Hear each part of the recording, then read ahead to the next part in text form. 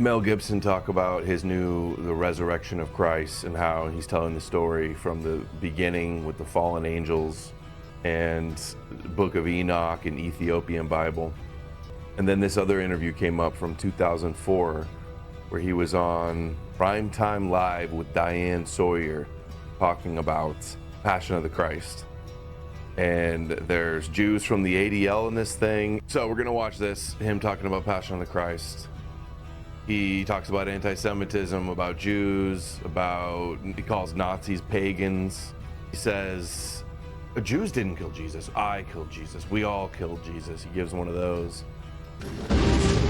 12 hours, Gibson says, are the beating heart of his Catholic faith. A Christ who transcends agony and redeems the darkness of the world by perfect goodness and light. He was beaten for our iniquities. He was wounded for our transgressions. And by his wounds, we are healed.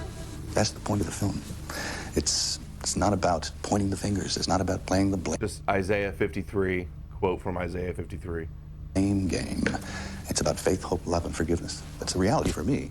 I believe that. I have to. Have to? I have to. For my own sake. So I can hope. So I can live. Mr. Gibson, over here to your left. Not the kind of thing you often hear from one of the reigning princes of Hollywood, where Mel Gibson made his millions being funny, and a fighter, braveheart, and heartthrob. You don't have to sort of put the grab on him so much. But he says this is the movie he was compelled to make. You could have made a life of Jesus. Yes. Why the 12 hours? I think it's the most intense part of the gospel account. It's the central point of what Christians believe. I mean, it's our belief that by the sin of the first people, original sin, that the gates were closed to us, to eternal life, and that his sacrifice as a redeemer of all mankind was to open the gates to all of us again. His film So God created Adam and Eve knowing that they're going to take the fruit from the tree in the garden. And then, so he messes up there, so then he has to send Jesus to die to fix the problem that he created in the first place. Makes total sense. Christianity wasn't accepted and somebody just like randomly came up with this and tried to sell it to you in modern times, everybody would think they were insane. What he just said right there. He even says it kind of like schizophrenically. He's like, got a tick. Jesus chooses to accept God's will that he should die. Even today, if you go to Jerusalem, some scholars point out there are many escape routes from Gethsemane, but the Bible says Jesus chose not to take them. Instead, to be arrested and tried by the priests of the Jewish temple in a council gathering called a Sanhedrin. His skin flayed by Roman guards. It's called scourging. And then the crushing procession up the hill. In Gibson, The scourging and the flogging is, what was that, Isaiah 55 or Isaiah 50? Straight where they get it from. I'll look it up right now. In the film Midrash. becomes an the intricate, Jesus almost Midrash. unrelenting choreography of pain. He falls a lot. That's right, Jack Stone. God tried to fix his mess up, his F up with the flood also. Cleanse the earth of all the evil, except for one family, but then it got all evil again. Still waiting on Jesus, still waiting on the Antichrist. He's going to have to fall in different ways, and it's going to have to say different things. That particular fall was almost like ballet. It was sort of a lyrical fall, and it's got lyrical sounds behind it. It's not quite real, and you even see it from his point of view for a little while. What you see is his mother Mary, not far from her, Mary Magdalene, the sinner who stayed by Jesus' side. You also see an unsettling face with shaved eyebrows, which turns demonic. It's Gibson's idea of satanic evil in the world. It's attractive, yet it's intimidating. Masculine, yet feminine. For me, I think evil is something that when it comes to you, it's not necessarily going to come with a sign saying, I'm evil. It usually will come in an enticing form. And you said at one point that a big dark force didn't want us to make this film. Sure. He made Satan Aryan for some reason. The force. What was the force? It's the thing you can't see. See, I'm a believer, by the way. So if you believe that there are big realms of good and evil, and they're slugging it out. What does the evil side want? Oh, it wants you. It's schizophrenic. Like if Christianity didn't exist, it's like there's an invisible world. It's light and darkness and angels and demons, and they're fighting it out, and there's dramas, and in the heavens, and that's where Jesus first came from. A heavenly, celestial, cosmic Jesus engaging in these battles with Satan and his angels in hell and in the firmament, I should say, in the seven heavens of the firmament. And he just believes it all hook, line, and sinker. People are capable of horrors, of atrocities. We're also capable of wonderful things, of good things. And we have the choice. What do we choose, of wonderful things? And often, many of us, at different times choose both things. Which brings us to another story you can, in a sense, also see in the shadows on the screen. Gibson says the seed of this film was planted 13 years ago in his personal struggle with self-destruction and despair. Let's face it, I've been to the pinnacle of what secular utopia. And alcoholism, probably a bunch of other issues too. Isn't that when they always find Jesus? That's what this story appeals to a lot of time. People hitting a rock bottom. Offer, right? It's just this kind of everything. I've got money, fame, this, that, the other, and it's all been like here you go, like that. And it's like, okay. And when I was younger, I got my proboscis out and I dipped it into the font and sucked it up, all right? It didn't matter. There wasn't enough. It wasn't good enough. It's not good enough. It leaves you empty. The more you eat, the emptier you get. How bad did it get? Oh, pretty bad. I think everybody in their life gets to a point where that happens, I think, where they get to the moment of truth and they go, well, what is this all about? Am I going to jump? Am I going to go on? I don't want to do either. I don't want to live. I don't want to die. You ask yourself all those Hamlet questions, and eventually you just have to say, I'm not good enough to figure this out. I don't know. I just don't know. Help!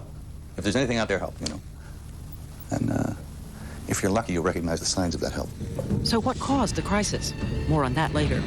But as Gibson's reborn spirituality led him to spend his own money making a movie about crucifixion, and not only that, in Aramaic and Latin with subtitles, what was the reaction in Hollywood? Well, first of all, that it was an anti-date movie, not exactly a career move. How many people tried to talk you out of doing this film? Oh, man. Everybody. He laughs at his pal Jack Nicholson.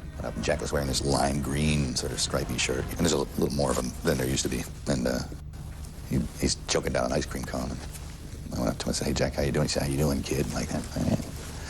Good, good. He says, how's Jesus treating you? Anybody almost change your mind? No, not really. And now it's too late. I mean, I might as well just push the arrow through. You said either crazy or an act of genius. Yes. Which? That's an unfair question. You're asking me to comment on whether I'm mad or a genius. I think I'm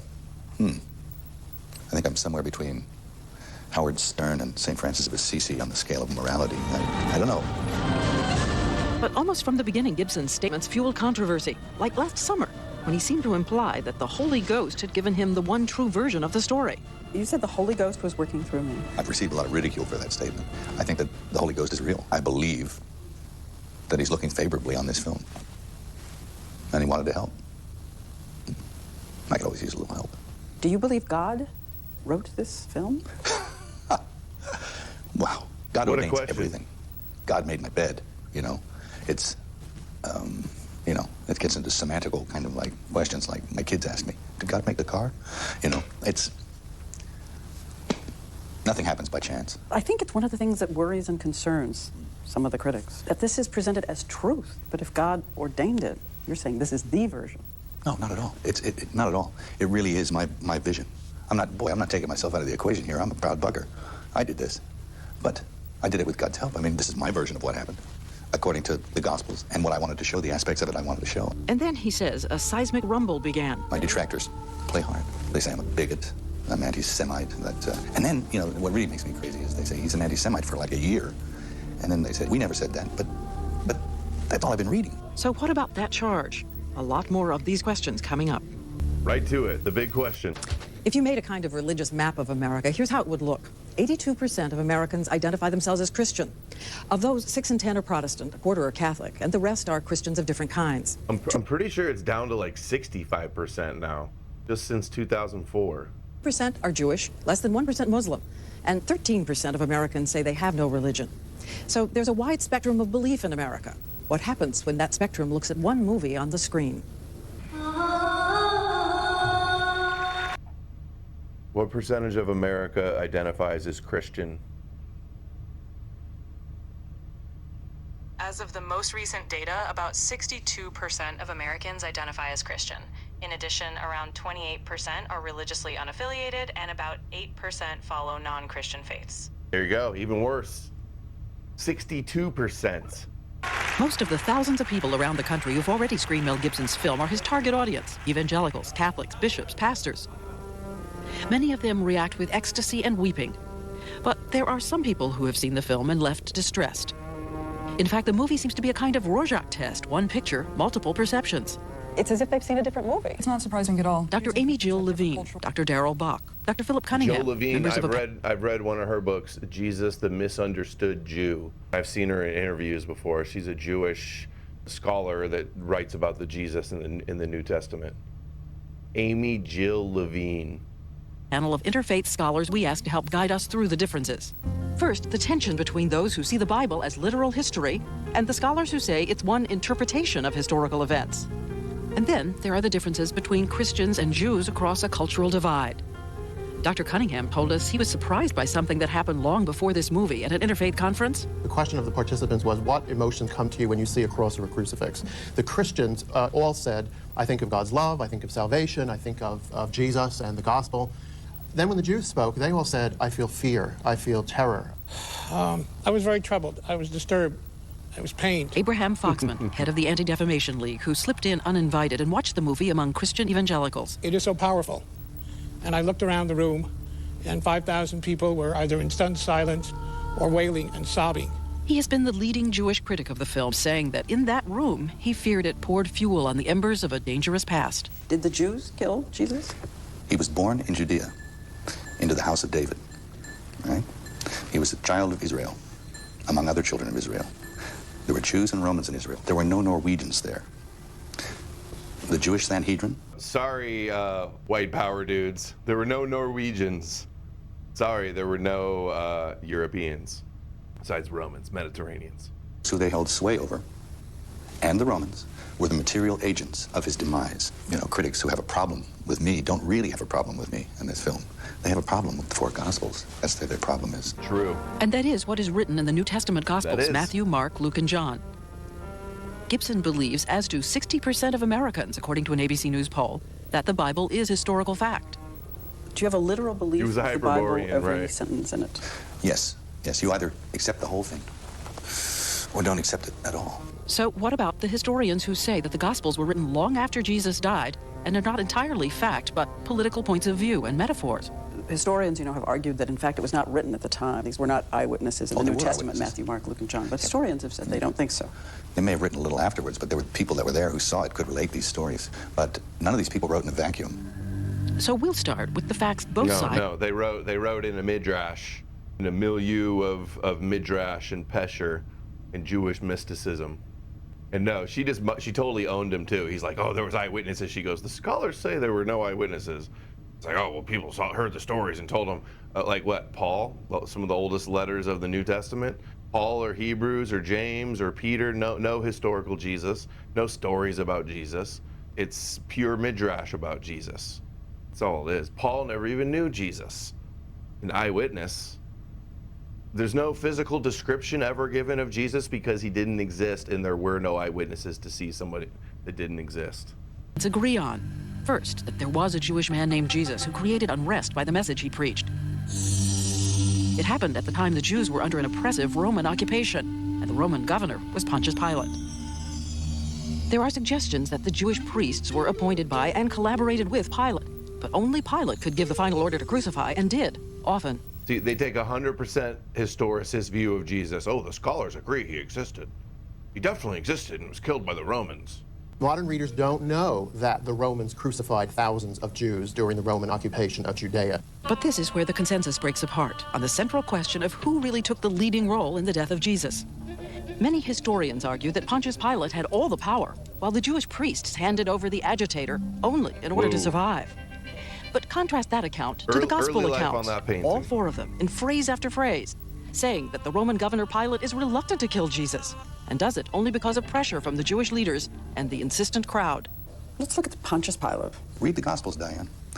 You look in there, he was pressured by all of them. That's the Gospel accounts. 1, 2, 3, 4, all have the same thing. But there are histories which talk about the fact that he was a brutal, He was. ruthless, He was. never hesitated to crucify Jews, Yes. lots of them, who knows, thousands of them. He did, and he got in trouble for it.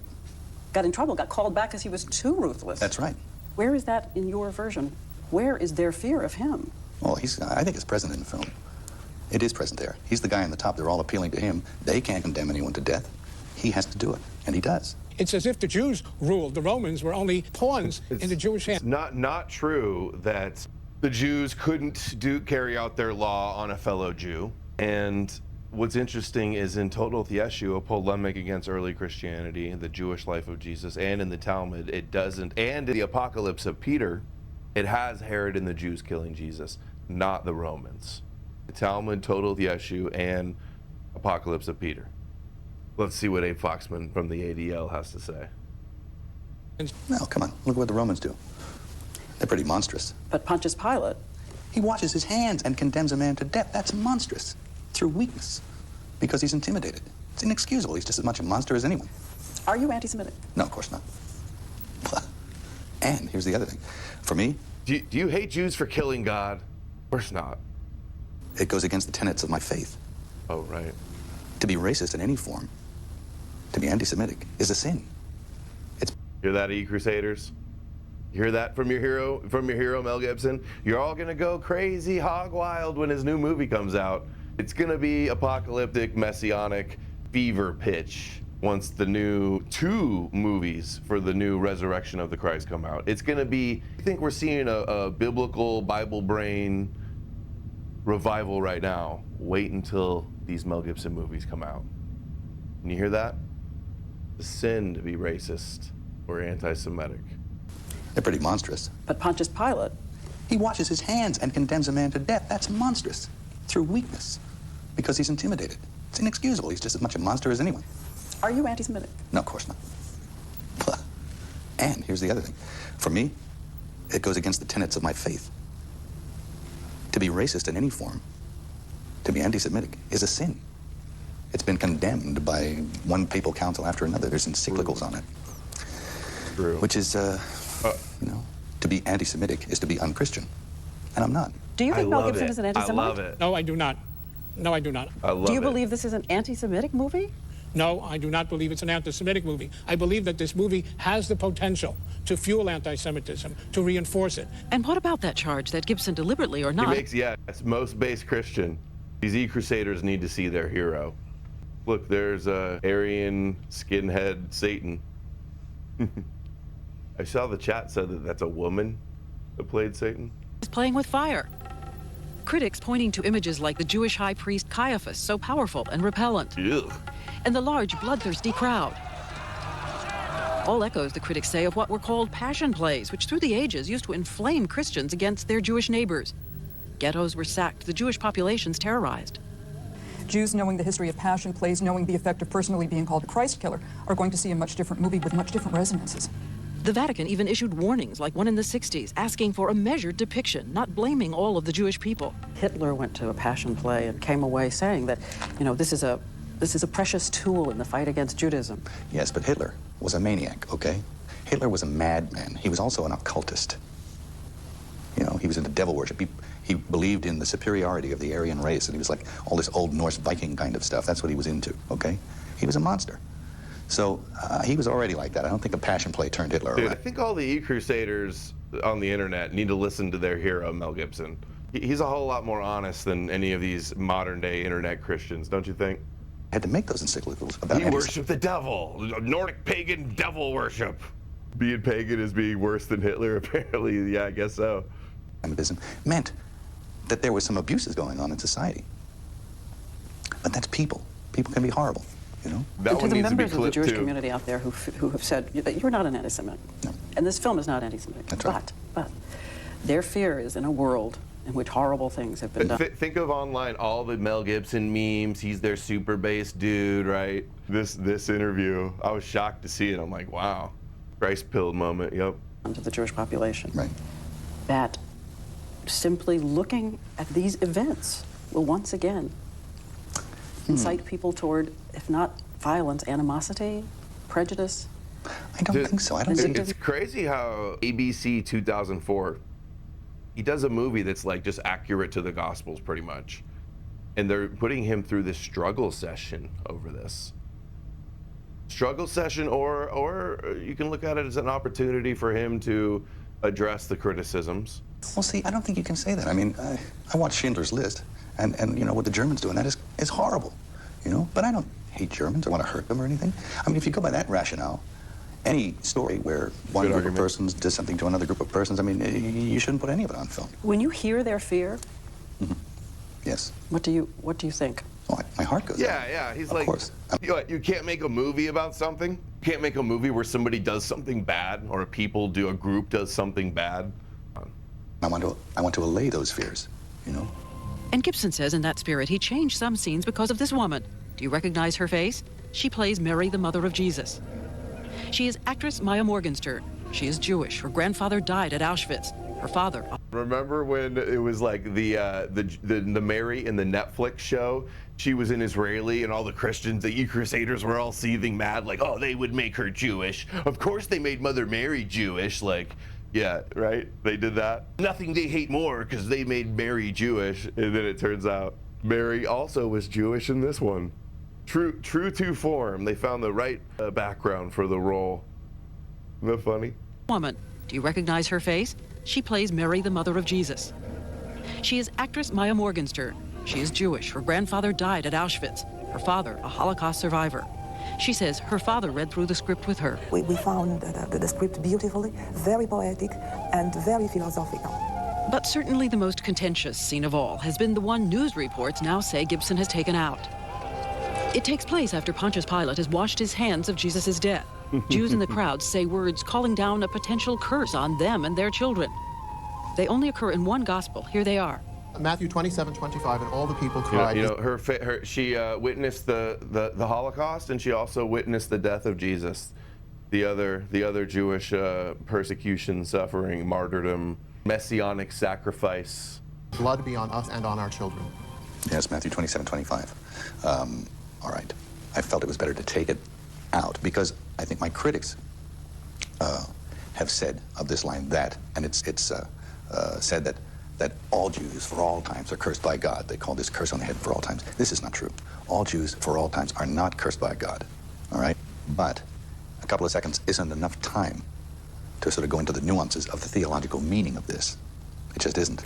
Hear that, based E-Crusaders? Run around saying that type of thing all the time? Look at him, this photo with all the Pharisees. That's funny. But I ask if they're still in there in Aramaic. The scene in, is it there in Aramaic even? You can hear it, but under the crowd, you know, but it doesn't appear.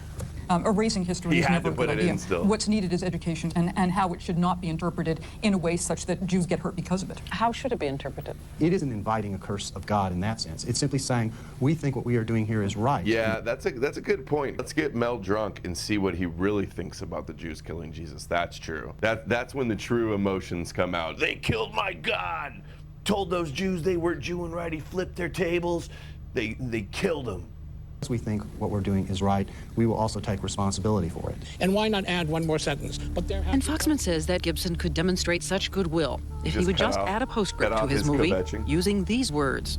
Don't have hate. Don't leave here with hatred of the Jewish people. Just say that out loud. I don't think, yeah. Well, that assumes that there's something wrong with my film, you know, for me to do that. Whoa. Did you hear what they just tried to get him to do? They're like, say it right now. Say you don't want this to hurt Jewish people. That's crazy. I like the answer, too. Like, what? I don't got to apologize. It's like admitting to guilt. Grovel. Make Abe Foxman satisfied. one more sentence. But there. And Foxman says that Gibson could demonstrate such goodwill if he would just add a postscript to his movie using these words. Don't have hate. Don't leave here with hatred of the Jews. The credits fall and it just goes, don't hate the Jews. The credits hit and it's like, love the Jews. They are your spiritual brothers. They are your brothers in faith. Love the Jews. Look up Nostra Aetate. That's what it says when it hits the credits. Just say that out loud. I don't think, yeah. Well, that assumes that there's something wrong with my film, you know, for me to do that. And I don't think there is. Once again, Diane Sawyer. Yeah. Madeira, Italy. The actor Jim. Yeah, the movie ends, the credits hit, the credits roll, and it's Genesis 12:3. Curse them and you'll be cursed, and bless them and you'll be blessed. Like a Marvel movie, after the credits, they go to another scene, and it's like Jesus comes and sits next to the boy and put his hands on his leg and goes, "You must love the Jews, my son." Something like that. Some cameo, a little extra after the credits of Jesus doing a little public service announcement video on why you gotta love the Jews. That'd be funny. Caviezel not only endured the No Jews were harmed during the making of this movie. freezing cold, his shoulder was dislocated in one scene, and his skin accidentally flayed for real in another. All the time, he was playing the Jesus Gibson Envision, not like the ones he'd seen before. Bad hair, he's usually fairly effete and not a powerful presence, which clearly he must have been.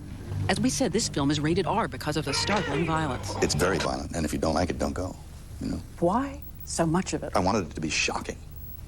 And I also wanted it to be extreme. I wanted it to push the viewer over the edge. And to traumatize you and scare you and make you feel guilty and indebted that Jesus died for you because you're such an evil sinner. And now you owe him, and you got to have faith in him, and you got to pray to hit the Jewish Messiah, the God of Israel. That's why he wants to be gruesome, so you feel indebted and you have to show reciprocation, and you owe him for suffering for you because you're so bad. Because God made Adam and Eve, and they knew that they would take the apple or the fruit. Parisia Time says, I was a Christian at the time, and it made me feel guilty. I remember, like, because I grew up going to church, and then I kind of wasn't into it, but then that was right when this movie came out. I almost thought, like, oh, I want to get a Jesus tattoo, like, I want to get a Jesus necklace. It, like, traumatized me, even. To the edge. So that they see the enormity of that sacrifice. To see that someone could endure that and still come back with love and forgiveness, even through extreme pain and suffering and ridicule. My first reaction was horror. I'd watched 2 hours of absolute brutality. Like I've read some of his books. Dominic Crossan. Never seen before in a cinema. Dominic Crossan, Jesus scholar and former priest, says he thinks Gibson answers he didn't, crucifixion did. I've read books from doctors about what a crucifixion is like. You just have to be up there and you're suffocating the whole time, and birds land on you and, you know, try and get your eyes out and all this kind of stuff, and flies lay eggs on you and you're maggot-ridden, and it's horrible. But Crossan has another illusionary, threatening to the authority of the Jewish leaders and the Romans.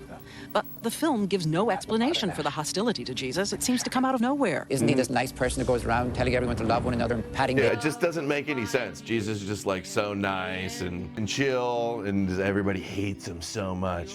The Jews know he's the Messiah. They know he does magic, but they just like, they're so evil that they just like have to kill him so that the Gentiles can be saved. You need their evil. The Christian needs the evil of the blinded Jew rejecting Jesus. They need that villain to sacrifice their hero, to persecute their hero in the story. On the head, and then somebody killed him. That makes no sense. So you could say it's out of context. Fine. I think it's complete for what it is. It's the passion of the Christ. So, and like 12 seconds of resurrection. Let's say I'm a Martian. I'm just watching this film. All the time I keep saying to myself, what's anyone got against this guy? Yeah, you're right. If you were a Martian, I know what you're saying. You're right, it's not there. And it's a piece of... Yeah, you're telling me the Pharisees just hated him so much because, like, he told them that they were interpreting Judaism wrong or something? Is that big of a deal? 12 hours of the thing that I found to be the most intense point of the sacrifice. Now, I know the rest of the story. I know how it went down. Not everybody does. Maybe they'll find out. It's such a Jew story. Oy vey, I don't know why everybody hates me. Jesus committed no sin, but they falsely testified against him. Jesus committed no sin, but they charged him wrongly. They hated him for no reason. They hated him without cause. Yeah, that is kind of the Jewish story, huh? It's not my job. You know? My job is to make a film as well as I can make it. And to do that, he has said, he helped his visual imagination by reading books. One of them, a collection of the vivid and some say lurid visions of a 19th century German nun named Anne Emmerich. Gibson also carries a church relic from her. There it is, right up at the top there. But that brings us back to Gibson's critics, who argue that Anne Emmerich is notoriously anti-Semitic, dreaming scenes where Jews are more violent than the Gospels. So he knows some girl who wrote a story about fantasizing about, like, the Jews, like, really messing with Jesus. Like, the Christian kind of gets off on the Jews. Oh, they hate him so much. Oh, their Talmud says this. Oh, they won't even do a plus sign. Oh, they curse and spit his name. Oh, they hate him. Like, the more the Jews hate Jesus, the more that it makes the Goyim want to bow down to the Jewish Messiah. Funny how that works. I have a section in my book about the reverse psychology of that, actually. He read. Famously anti-Semitic. Oh, well, I never read that, so here's the deal. In my film, I didn't do a book on Anne Catherine Emmerich's passion. I did a book according to the Gospels. And he points to another scene in the film where Simon of Cyrene, a Jewish bystander forced out of the crowd to help, interlocks arms with a bloody Jesus as they struggle with the cross. That's his brother, you know? It's about another human being. We're all children of God, all of us. It doesn't matter what you are. Whether you got a bone through your nose, or whether you look like a Viking. Let's go! Or a Spanish conquistador, or whatever you are, you know? Jesus is for you. We are all children of God. But was the violence on screen a reflection of the fierce personal battle he says he once fought within? You thought of jumping out a window? Suicidal. When America first met Mel Gibson, he was the brash road warrior. He grew up in a devout Catholic family, born in upstate New York. The family moved to Australia when he was 12. And he was still in his 20s when he conquered Hollywood. Oh, I really won't miss that guy. He's, wow. You know, that's a 22-year-old photograph. I'd like to throw darts at him. Not gonna miss that. Don't want it. It's a drag. It really is a drag. He says 13 years ago, the man on all those magazine covers was in fact drowning. And it was just like, I just didn't want to go on. Why? What? Okay, I'm afflicted with, you know, everyone's got something. I would get addicted to anything. Anything at all, okay? Was it alcohol? Yeah, mostly. It was, yeah. Look, it doesn't look like rummy. No. Drugs? Drugs, booze, anything. You name it. Coffee, cigarettes, anything, all right? I'm just one of these guys who is like that. That's my fault. I think back to all the Christian question spaces of all the drunks calling in, all the drunk Christians calling in. Or all the people calling in, they're like not all there. They got Christ praying. They're like, I had an experience. Let me tell you about my experience. Don't know anything about the Bible. Just like, oh, did Jesus help me stop drinking? That's like the story so often. Talked about the fact that you went on benders, got into fights, it was hell to live with. And they said 5 pints before work. So he gets addicted to everything, and he's addicted to Jesus now. He's replaced his other addictions with to be a Jesus junkie, to be like a Jesus, like torture porn Jesus junkie. He just gets off. Oh, he gets so hot. Seeing those Jews hate Jesus, just like, you know, it's like it's like pounding a beer. Those Jews hate Jesus and get all bloody. You know, he's addicted to it. He's addicted to the evil Jews rejecting our king. True. Diagnosed. 5 pints of oil, yeah. Yeah. Beer. No, it was just to, you know, keep the throat lubricated, you know. Sometimes I used to drive inebriated. I mean, this is the height of careless stupidity. And when you think about that kind of insanity, and that I look back to that now and I go, what was I thinking? I was a wild boy, and we grew up in the 60s and 70s, and, you know, wild times. Just what kinds of carrying on? What flaws shall I expose to the world here? Yeah, it's, you know, done a lot of things I'm not proud of. Like to hear another one? You got my attention. He's got a lot of guilt. A better way to cope with guilt than to be forgiven of your sins by believing in Jesus and his sacrifice. Helps you get over the guilt. Helps you feel forgiven. Tell me another one. True confessions. Jesus dropped the charges. Jesus dropped the charges. National television. Okay. Washed away of your sins. Let me see. Ooh, here's a beauty. Hey, you might have been a piece of shit, but Jesus loves you. I don't want to do this. This is horrible. This is awful. Yeah, I'm really a good guy. I mean, the real medal goes to my wife, who's a wonderful woman, you know. What did she do? What did she do? She hoped. For years. Robin, his wife of 24 years and mother to his 7 children. She's the best friend I've ever had. 7 children. She's just great. And would be there completely 100%, 110%. And to put up with me, that's already a tall order. So, hey, I'll spend the rest of my life being in children with one woman. That's awesome. But Gibson says several times he had tried to turn his life around, but kept failing, and was brought to the brink of suicidal despair. You know, I checked into a few places and, you know, sorted myself out. I didn't make a big noise about it. You thought of jumping out a window? I really did, yeah. I was looking down thinking, man, this is just easier this way. I don't know, you have to be mad. You have to be insane to despair in that way. But that is the height of spiritual bankruptcy. There's nothing left. But it's that, wow, what a waste. And that people do that, it's so sad. Whenever I hear a suicide, I just want to die, you know. I want to cry. And it's because there's something better if they can just hang on a little longer, you know. It's awful. Yeah, so, anyway. Oh, is this the crying segment? Wait a minute. Wait. Did someone say something? I'm sorry. Did someone say something to you? Or you said it to yourself? I said it to myself at this point. But that was after years of other people saying, hey, you know, bud, you got a problem. I think I just hit my knees. I just said, help. You know? And then I began to meditate on it. And that's in the gospel. I read all those again. I remember reading bits of them when I was younger. Pain is the precursor to change, which is great. That's the good news.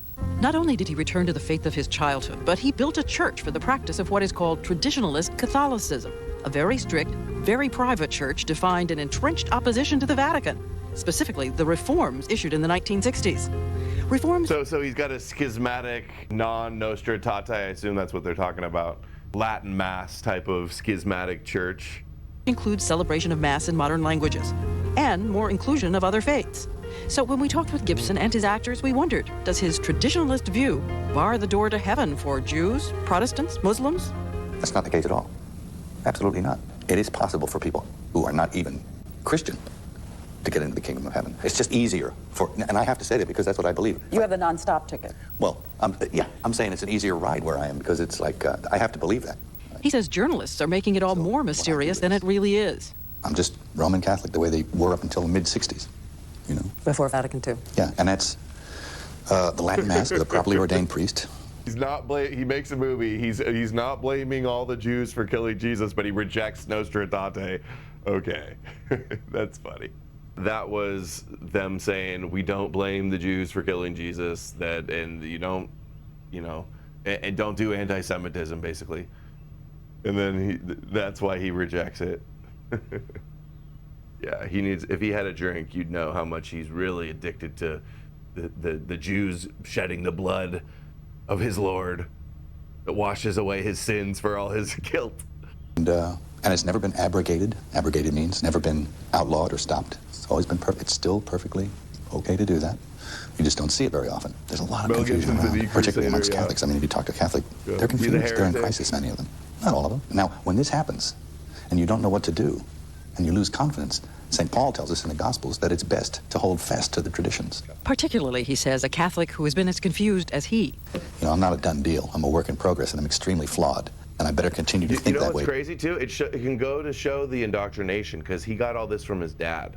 His dad's a big time. They talk about his dad later on. Because they talk about this. He's like, he's my dad. You're trying to turn me against my dad. They also talk about...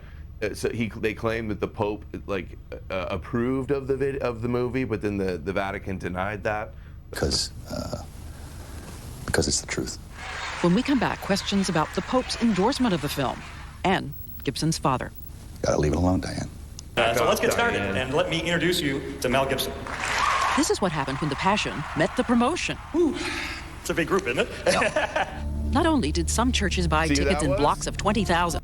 That was Lee Strobel, who is like the worst Christian apologist that wrote the book arguing for a historical Jesus. The Case for Christ. The bullshit in there is what is all on all the memes that we see the Christians share around, like 25,000 manuscripts of Jesus. Wouldn't have died for a lie. It's the worst of the worst. Of course, he's with him. Oh, he's super Zionist, by the way, too. They're calling it the best evangelical tool in 2,000 years. Go to this R-rated movie. Some of the churches are offering interactive CDs, framed photos, books about the movie. How does this make Gibson feel? If you're not going to get the Burger King hookup, the Last Supper meal or something, it's like, this is the United States of America, and that sort of happens. But for a moment, it seemed the biggest promotion of all would come from none other than the Pope himself. He screened the film and, according to published reports, said it is as it was. What did the Pope think of your film? Well, apparently he said it is as it was. And then apparently he didn't. And then apparently he did again. And then, went back and forth. I don't know. Maybe there was a janitor there in the office at night that pressed that press secretary's button and sent a message and he didn't mean to send it. I don't know. He's talking about an email he says was sent to his camp, but adds that word was passed to several independent reporters, too. They all had confirmation from his personal secretary that he said that. Now, then all of a sudden it was, they were backpedaling. I don't know why. Why would they say it, then pull back? Look, I don't know. I don't understand why. It's a mystery to me. I don't understand it. But it doesn't really matter that much because, it's what it is. It doesn't need to be. It is as it was. It's just what it is. The apparent Vatican flip-flop is just one of a series of things making the director feel under siege. Is the world full of conspiracies to you? See, it's gotten a bad name, conspiracy. It's only logical to assume the conspiracy. Remember, he was in the movie Conspiracy Theory? The conspiracy theorist, and he turns out that he's right, and the government is, like, really after him. That was a classic. making the director feel under siege. Is the world full of conspiracies to you? See, it's gotten a bad name, conspiracy.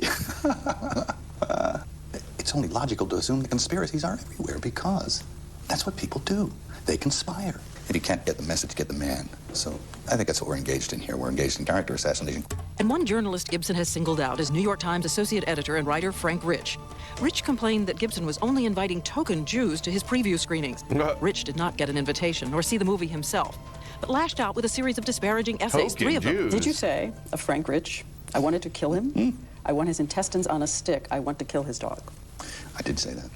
Well, I was on the phone at the time to my publicist, who... Conspiracies are everywhere except the Bible, of course. Mel Gibson. Especially this Jewish fantastical delusion you have. Some of the chat's asking, how does the Pope have time to watch a movie? The Pope has all the time in the world. He doesn't do anything but just like walk around and talk to people, wear his robe, read the Bible, chill for more mass migration, put out statements against anti-Semitism. What else does he do? Walks around and prays for people. Of course he's gonna watch this movie. It was like the biggest Christian movie of all time. Just been called by Frank Rich. Frank Rich had called him, because he's good at calling names, he'd called him a Holocaust denier defender. He called my publicist that, right? And his parents were survivors from the Holocaust. They got like numbers on their arm. And I was like, felt bad for him. So I said that to him, but it was more like a joke, and I was blowing off a little steam, at the same time. But I'm sorry I said that thing about Frank Rich's dog. I would never want to hurt a dog's feelings. Do you want to say anything else to him? Frank? God bless you, Frank. But what about Rich's serious accusation that Gibson generated controversy to sell his movie by going on television months ago to complain about Jewish criticism that didn't even yet exist? He's also said that you're baiting Jews. But the transcript indicates that the interviewer talked about Jewish reaction, that Gibson was complaining about the New York Times. Oh, yeah. No. I think as soon as they started filming, that beacon of journalistic integrity, the New York Times, was, dispatched someone to go down there and take advantage of my father, even before I could finish filming. So, but, do you think they really want to know what my dad has to say, or did they ever want to know before I started making this film? I don't think so. It's a thing to try and drive a wedge in between a man's own flesh and blood. I see the articles. They were in the New Yorker and the New York Times. The greatest story ever sold. That's a line in my book. And The Passion of Mel Gibson, 2003, both in September. Why is he so jittery? He's always jittery. Got issues. He's an autist, I think. Want to know what my dad has to say, or did they ever want to know before I started making this film? You got to watch that too. I don't think so. It's a thing to try and drive a wedge in between a man's own flesh and blood. That's my father, okay? I love him. And if they're going to try and drive a wedge in there, it ain't going to happen. Gibson's father, Hutton Gibson, age 85, who has written books and a newsletter with some decidedly provocative terms of phrase. He has called the Pope Garrulus Carolus, the Koran kisser. And in that New York Times Magazine interview, he seemed to be questioning the scope of the Holocaust, skeptical that 6 million Jews had died. So what does Gibson think? Do I believe that there were concentration camps where defenseless and innocent Jews died cruelly under the Nazi regime? Of course I do, absolutely. It was an atrocity of monumental proportion. And you believe there were millions, 6 million, sure. Millions? Sure. I think people wondered if your father's views were your views on this. Their whole agenda here, my detractors, is to drive a wedge between me and my father. And it's not going to happen. I love him. He's my father. And you will not speak publicly about him? I'm tight with him. He's my father. Gotta leave it alone, Diane. Gotta leave it alone. Leave my father alone. Winona Ryder claims he called her an oven dodger. As of tonight, there are some signs that The Passion of the Christ might even turn out to be a hit movie, producing the joke out in Hollywood that now everyone will rush to make the sequel. 25 million or 40 million of your own money on it? Gee, somewhere between there. It was 40. 30. Were you to have that much of your own money in it? No. I was doing all right on $28 a week. As this a garbage before man, it came out. $28 a week and all you can eat. It was fine, It's fine. It doesn't matter stuff like that. I've never worried about that. Ever. The new one's probably going to be so good. What about Mel Gibson Superstar, the box office Lethal Weapon? Biggest movie ever. Can you go back to making those films after this? I'm kind of, I don't know. I don't feel like I want to. I don't feel like I want to get in front of a camera anymore. I like getting, just being a slob behind a camera and watching other people look good. You know, I might not hurry back. I might go somewhere no one can find me. You know where that is? You know where's the place that no one can find you? I was thinking of pitching my tent right next to the weapons of mass destruction, and no one would find me. In the meantime, the film continues to generate a kind of national conversation with people from all sides weighing in sometimes surprising ways. The Reverend Franklin Graham, son of Billy Graham, says he liked the film, but that he's going to do everything he can to make sure no one blames the Jewish people. Jewish leader David Elcott, while raising concerns, asked that everyone be more careful about leveling charges of anti-Semitism. And religious groups of all faiths are asking, is this the time to start talking about our different views? God sending someone to die in place of someone is a love letter. By raising Jesus to new life, that tells Christians that all of us are destined for new life. We need to learn about each other. Jews, I think, would do well to understand how precious the story of the Passion is for their Christian neighbors, and actually maybe sit down and read it. Christians, on the other hand, need to know how painful the history of the Passion has been for their Jewish neighbors. Let's get this out on the table and talk about it. You know, this is what the Talmud says. This is what the Gospel says. Let's talk. Let's talk. People are asking questions about things that have been buried a long time. So who killed Jesus Christ? The big answer is we all did. I'll be first in the culpability stakes here. There's an argument. Big scandal was all trending. Ted Cruz said this on an interview a few months ago, and all the E-Crusaders are like, oh, you're so cooked. Oh, the Jews killed Jesus. Oh, the Bible. So look at this verse. Jews did it. And I love that Mel does the same line. He died for all of humanity's sins to save all the nations, all the Goyim. And it's true. He laid down his own life. It's God's plan, his prophecies. It's stupid to be mad at the Jews, even if it happened, which it didn't.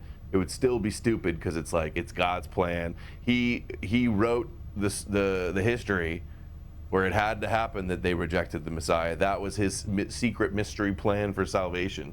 Christians are more culpable in Christ's death than are non-believers. It's your hand in the film holding the nail? Yes. Yeah, my left hand. In Italian, sinistra, or sinister hand. Jesus Christ was crucified for all men, of all creeds, for all time. And he died for all of us.